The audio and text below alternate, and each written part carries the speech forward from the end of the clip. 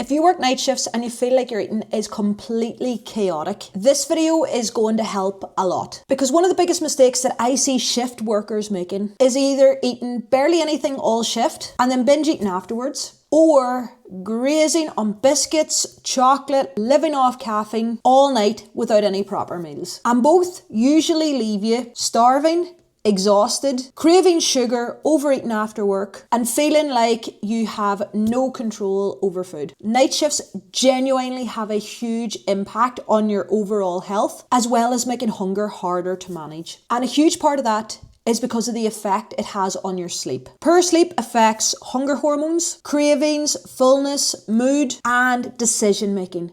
You tend to lead with emotions rather than your logical, rational mind. Which is why after night shifts, you often genuinely feel like you could just eat everything around you. And then on top of that, you're emotionally exhausted too. Especially if you work in healthcare or midwifery, where you're caring for people all night long, you're constantly switched on, you're overstimulated, and probably very mentally drained. So by the end of your shift, your brain is telling you that it wants comfort and quick, easy energy. That's why so many shift workers struggle most after work, driving home, late at night, and around staff room snacks. Now, one of the key things that's going to help you deal with all of this is looking at how you spread your calories across the shift. Because many people accidentally do this. They undereat before work trying to save calories, then they arrive at work hungry, and then by midnight they're starving, and next thing they're grazing, they're snacking constantly, craving sugar and just grabbing whatever is available. Then they get home from work exhausted and drained,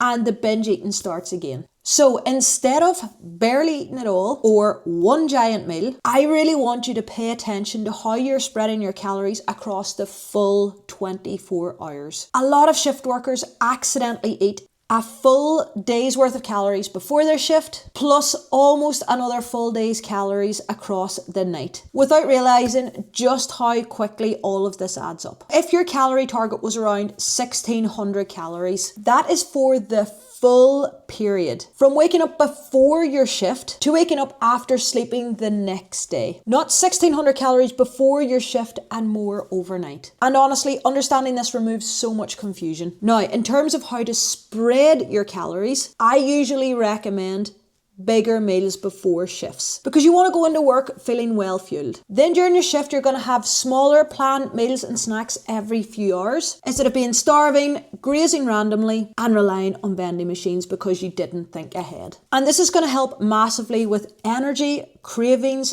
concentration, binge eating, and post-shift hunger. And then after your shift, you want to avoid getting home absolutely ravenous. And sometimes having a smaller planned meal before bed can actually prevent overeating later in the day when you wake up again. And another massive thing for shift workers is, surprise, surprise, protein. Because protein helps with fullness, with cravings, energy stability, and recovery. So every time you eat, I want you to ask yourself, where is the protein? Things like Greek yogurt, chicken wraps, eggs, protein bars, protein puddings, those little tuna pots, even overnight oats with a little bit of protein powder. This can make a huge difference to your hunger levels throughout your shift. And the goal here and anytime is never perfect eating. It's very, very much focused on improving energy, preventing extreme hunger, and making better decisions more consistently. Because that's what actually helps shift workers lose weight across the long term.